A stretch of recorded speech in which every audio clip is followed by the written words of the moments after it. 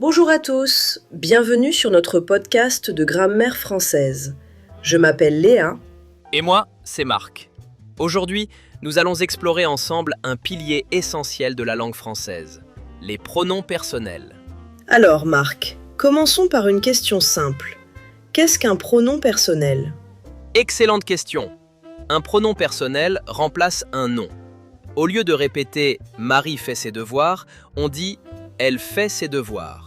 Plus simple, n'est-ce pas? Exactement. Et en français, nous avons 3 catégories importantes. Première catégorie, les pronoms sujets. Ce sont eux qui font l'action. Attention à une subtilité. On est très utilisé à l'oral pour remplacer nous. On va au cinéma signifie nous allons au cinéma. Passons maintenant à la deuxième catégorie, les pronoms toniques.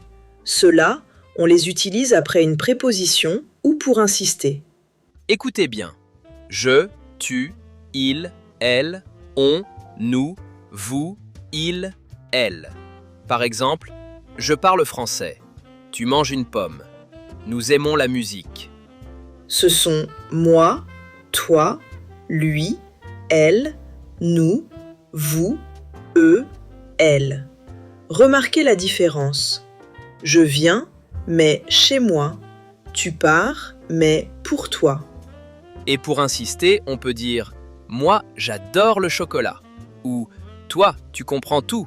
C'est plus expressif. Troisième catégorie, les pronoms compléments.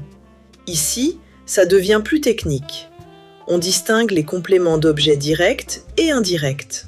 Pour les directs, on a « me »,« te »,« le »,« la »,« nous »,« vous »,« les ». Exemple, je vois Marie devient je la vois. Tu connais mes parents devient tu les connais. Et pour les indirects, me, te, lui, nous, vous, leur. Attention, lui remplace une personne masculine ou féminine. Je parle à Marie devient je lui parle. Un piège classique. On dit je leur téléphone pour je téléphone à mes amis. Pas je les téléphone. Le verbe téléphoner demande à. Où placer ces pronoms? C'est crucial. En général, ils se placent avant le verbe conjugué. Je te vois, il nous écoute, elle le mange. Mais attention, avec un infinitif, le pronom se place avant l'infinitif. Je vais le faire. Tu peux la comprendre. Nous voulons les voir. Et à l'impératif affirmatif, surprise. Le pronom vient après le verbe avec un trait d'union. Regarde-moi, écoute-le, parlez-nous.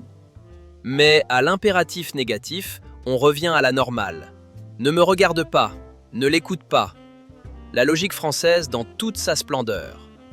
Dernière astuce pour nos auditeurs. Me et te deviennent moi et toi à l'impératif affirmatif. Appelle-moi, pas appelle-me. Récapitulons rapidement. Pronom sujet pour l'action, pronom tonique pour insister, pronom complément pour remplacer l'objet. Mes chers auditeurs, pratiquez ces pronoms tous les jours. Ils sont la clé d'un français fluide et naturel. N'oubliez pas, la grammaire n'est pas votre ennemi, c'est votre allié pour maîtriser la langue de Molière. Merci de nous avoir écoutés et à très bientôt pour un nouveau podcast. Au revoir. Au revoir.